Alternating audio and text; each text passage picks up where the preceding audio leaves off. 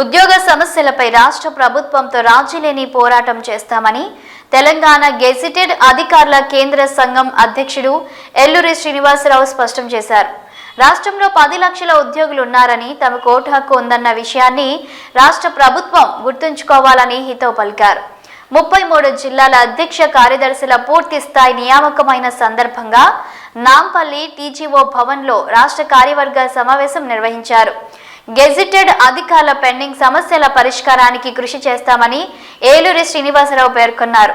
Pending బిల్లులతో పాటు gazetted అధికారులకు సంబంధించి పెండింగ్ లో ఉన్న 4 డిఏలను వెంటనే విడుదల చేయాలని ప్రభుత్వానికి విజ్ఞప్తి చేశారు. ప్రభుత్వం ఉద్యోగుల కాంట్రిబ్యూషన్ సమాన నిష్పత్తిలో చేసి ఉద్యోగుల ఆరోగ్య పథకం ఈహెచ్ఎస్ ను వెంటనే అమలు పరచాలని కోరారు. హెచ్ఓడి ఉద్యోగులను 12.5% కోటాను పునరుద్ధరించి సచివాలయంలోకి తీసుకోవాలన్నారు. 317 జీవోను సమీక్షించాలన్న 55 డిమాండ్లను తక్షణమే పరిష్కరించాలని కోరారు.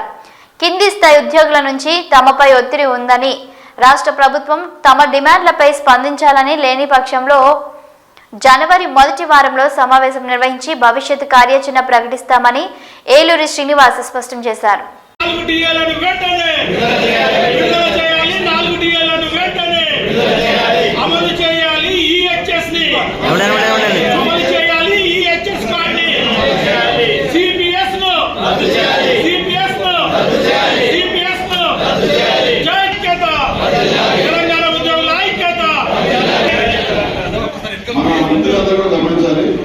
TGO.co.in మంది అండ్ వెబ్సైట్ అది పెండింగ్ బిల్లులను వెంటనే విడుదల చేయాలి. 4 డిఏలను వెంటనే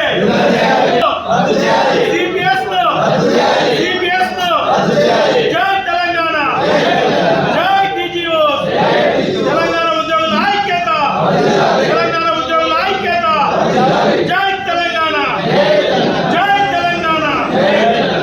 ముందు బట్టి విక్రమార్క గారు ఉప ముఖ్యమంత్రి గారి అధ్యక్షతన పొన్న ప్రభాకర్ గౌరవ మంత్రివర్యులు సభ్యులుగా, అదేవిధంగా స్పెషల్ ఇన్వైట్ గా ఉన్న ఉద్యోగుల వెల్ఫేర్ కమిటీ మా 55 సమస్యలు గెజిటెడ్ అధికారుల పక్షాన ఇవ్వడం జరిగింది జేఏసీ ఆధ్వర్యంలో.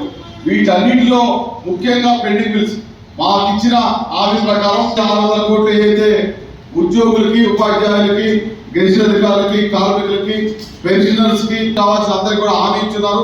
అది ఇమీడియట్ గా నెరవేర్చాలని, దాంతో పాటుగా ఎంత చేసి ఇంప్లిమెంట్ చేయకుండా ఉన్న హెల్త్ కార్డ్స్ ఇమీడియట్ గా రిలీజ్ చేయాలని, దాంతో పాటుగా ఏదైతే సిపిఎస్ రద్దు మేనిఫెస్టోలో పెట్టిన మిగతా కాంగ్రెస్ పార్టీ ప్రభుత్వం రాష్ట్రాల్లో ఉన్న విధంగా సిపిఎస్ ఇమీడియట్ రద్దు చేయాలని, 317 లో ఉన్న అపరిష్కృతంగా ఉన్న మీద నేటివిటీ మీద ఉన్న కొన్ని క్లాజులు అది కూడా నిన్న గౌరవ సిఎస్ గారిని కలిసి స్పందించి మరొకసారి దాన్ని పునఃపరిశీలిస్తామని చెప్పారు.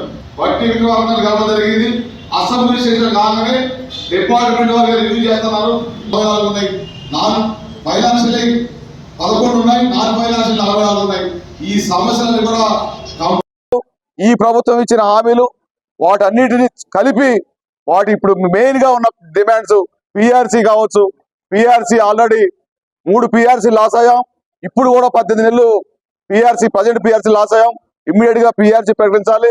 అదేవిధంగా సిపిఎస్ రద్దు అనే అంశం 317 పునఃసమీక్షించాలి. దీంతో పాటుగా ముఖ్యమైన డిమాండ్ పెండింగ్ బిల్స్ 1000 కోట్లు, 4000 కోట్లు సుమారుగా ఉన్నాయి. గౌరవ ముఖ్యమంత్రి గారు, ఉప ముఖ్యమంత్రి గారు కూడా హామీ ఇవ్వడం జరిగింది, డిసెంబర్ ఎండింగ్ లో క్లియర్ చేస్తామని. వాటితో పాటుగా ముఖ్యంగా మా పెన్షన్స్ అయితేమి, మా ఉద్యోగులకు సంబంధించిన హెల్త్ కార్డ్స్ 2015లో తీసుకున్న నిర్ణయం అటు ఇటుగా ఉండి ఈ రోజు వరకు కూడా ఉద్యోగుల భవిష్యత్తు ఆరోగ్య రీత్యా అగమ్య గోచరంగా ఉంది. ఈ అన్ని సమస్యల పైన జేఏసీ ద్వారా మాకు కొన్ని క్లియర్ చేసినప్పుడు కూడా ప్రభుత్వం 1st తారీఖు జీతాలు వస్తున్నాయి, కొన్ని ప్రమోషన్లు ఇచ్చారు, ఉద్యోగులు రిక్రూట్మెంట్ అయింది, కొన్ని పెండింగ్ బిల్స్ క్లియర్ అయినాయి. కానీ వందలాదిగా మా సమస్యలు పెండింగ్ ఉన్నాయి. ముఖ్యమైన సమస్యలు 55, అందులో నాన్ ఫైనాన్షియల్ 44 ఉన్నాయి. ఉద్యోగులకు సంబంధించిన దాడులు ఎక్కడ చూసినా రాజకీయ పార్టీలతో అండతోటి అటు ఇరిగేషన్ అధికారులు కావచ్చు, రెవెన్యూ అధికారులు కావచ్చు, పంచాయతీ అధికారులు కావచ్చు, మున్సిపల్ అధికారుల పైన ఒక పద్ధతి ప్రకారం అరాచక దాడులు చేస్తున్నాయి. వాటిని తీవ్రంగా ఖండిస్తున్నాం. మేము ఓటర్సమే, 10 లక్షల ఉద్యోగులం, ఉద్యోగుల ఓటర్స్ లో 2.5% మాకుంది. మీరు ఓన్లీ మమ్మల్ని ఉద్యోగులుగా ప్రజలుగా చూడకండి. మాకు ఓటు హక్కుతోటి చేంజ్ చేయగలిగే దమ్ము కూడా ఉంది. ఉద్యోగులపై దాడులు చేస్తే సహించేది లేదు. మీకు మీరు ఉంటే ఏమైనా చేసుకోండి. దాన్ని వారు హెచ్చరిక చేస్తూ మా సమస్యల పైన ఇవన్నీ సాల్వ్ కాని పక్షంలో జనవరిలో మళ్ళీ మా జేఏసీ ద్వారా కార్యాచరణ తదుపరి కార్యాచరణ రూపొందించి ప్రభుత్వానికి 1-2 సార్లు విన్నవించుకున్న తర్వాత మళ్ళీ కూడా మేము కార్యాచరణ ద్వారా ప్రకటించి మళ్ళీ ఎట్లా సాధించుకోవాలనేది నిర్ణయిస్తామని మీ ద్వారా ప్రభుత్వానికి తెలియజేస్తున్నాం.